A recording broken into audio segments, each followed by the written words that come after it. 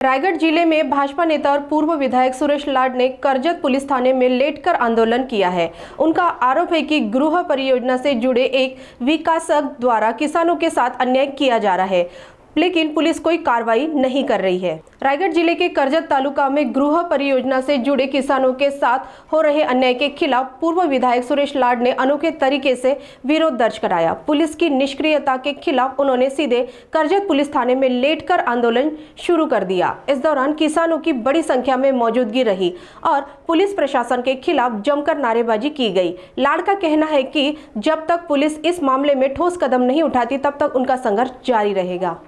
वरणे गावचा शेतकरी पांडुरंग शिर्के हा अपंग आहे। त्याच्या शेतीमध्ये कल्पतरूची गुंडांची दादागिरी चालू आहे। त्याच्या मालकीच्या जमिनीमध्ये कल्पतरूचे गुंड ठेकेदार बळजबरीनं कंपाऊंड टाकू पाहत आहेत।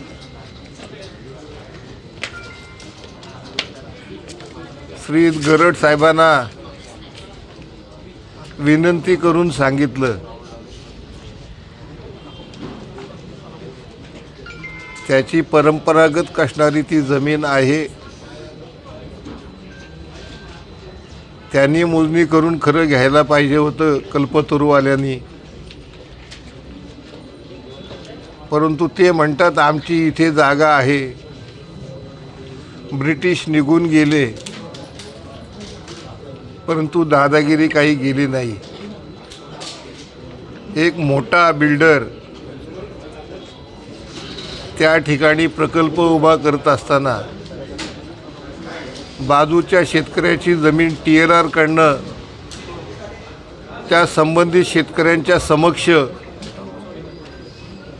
मोजणी करून घेण्याची गरज असताना कायद्यानं तसं न करता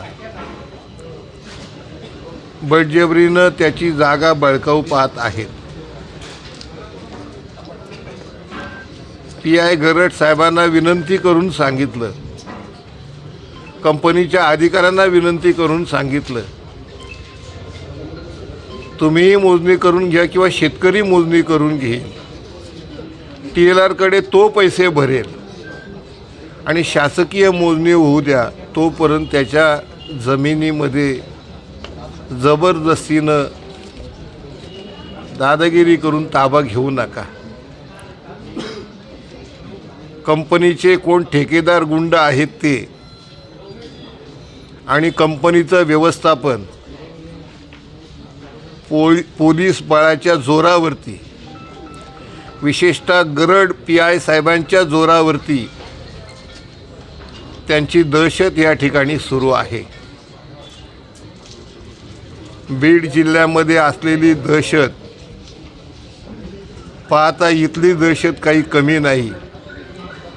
एक अपंग माणूस आपल्या शेतीचं रक्षण करण्याकरता प्रामाणिकपणे मदत मागतोय, परंतु पोलीस अधिकारी मदत करू इच्छित नाहीत। TLRची ऑफिशियली मोजणी त्याला करू द्या, आज वर्किंग डे आहे।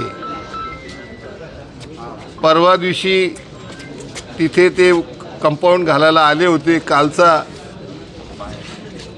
शिवजयंतीचा दिवस असल्यामुळे सुट्टी होती। आज तो अर्ज करेल, तातडीचे मोजणीचे पैसे भरेल आणि त्याची मोजणी करून घेईल, परंतु कंपनीचे लोक काही गुंड ऐकत नाहीत आणि त्याच्या जागेमध्ये जबरदस्तीनं कंपाऊंड टाकायला घेतलेला आहे। या साहेबांना सांगून सुद्धा पोलीस संरक्षण मात्र त्यांना मिळतं। जमीन राखण्याचं काम ज्या कुटुंबानं केलं असेल ते गुन्हेगार ठरले का? स्वस्त भावानं दलालांच्या एजंटांच्या माध्यमातून त्यांनी जमीन दिली नाही, हा त्यांचा अपराध आहे का?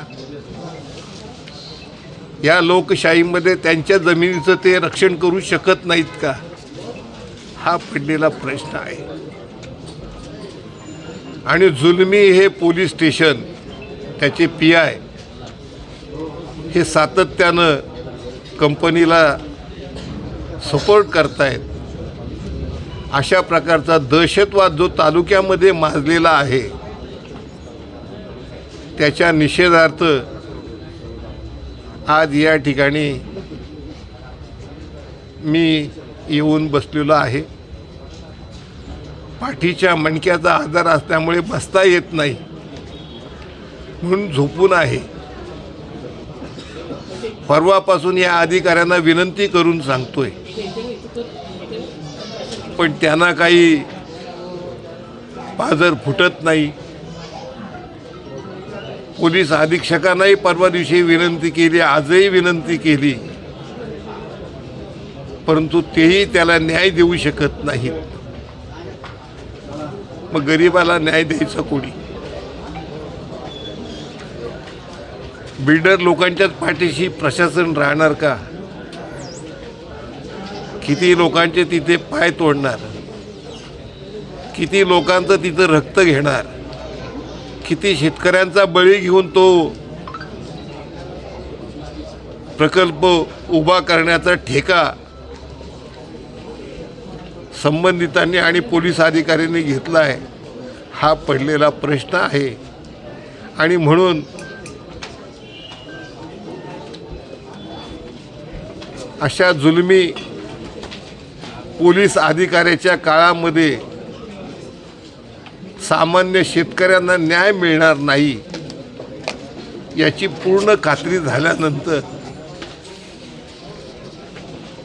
माझ्यासारख्याला हा निर्णय नाईलाजानं घ्यावा लागलेला आहे. त्यासाठी मी गेली वर्षभर पत्रव्यवहार करत आहे. तहसील कचेरी, पोलीस निरीक्षक, उपविभागीय पोलीस अधिकारी आणि पोलीस निरीक्षक या सर्वांना मी पत्रव्यवहार करीत आहे. मला वारंवार धमकवले जात आहे. माझी शेतजमीन आहे, वडील रुपवरची शेतजमीन आहे, मी ती दरवर्षी कसत आहे. परंतु कल्पतरूचे जे काही गुंड आहेत ते मला वारंवार धमकी देऊन त्रास देत आहेत. आता 2 दिवसापूर्वी एक गुंड, गणेश बडेकर म्हणून एक गुंड ते आला, माझ्या शेतामध्ये आला, जबरदस्तीने तिथे डबल टाकला. JCB आणि डंपरने तिथली संपूर्ण शेत उद्ध्वस्त केला आणि मी त्याच्यानंतर कंप्लेंट द्यायला आलो इथे. परंतु त्याची पण अजून त्याला बोलवले किंवा नाही पोलीस स्टेशननी मला माहिती नाही.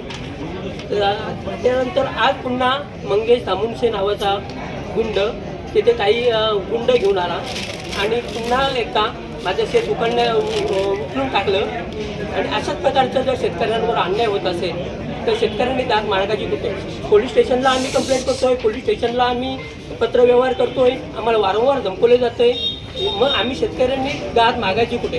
तहसीलला तसे आम्ही पत्र दिलेले. स्वतः माझे आमदार साहेबांचं पत्र तहसीलला गेलेलं आहे, पोलीस अधीक्षकांना गेलेलं आहे, उपविभागीय अधिकाऱ्यांना गेले, पोलीस निरीक्षकांना गेलेलं आहे.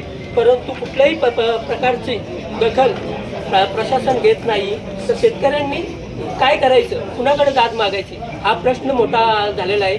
जे कल्पतरू कंपनीने जे गुंड पाळलेले आहेत ते कुठले गुंड आहेत त्याचे शोध घेऊन त्यांच्यावर योग्य ती कारवाई करावी आणि माझ्या व माझ्या कुटुंबांना या गुंडापासून जीविताला धोका आहे.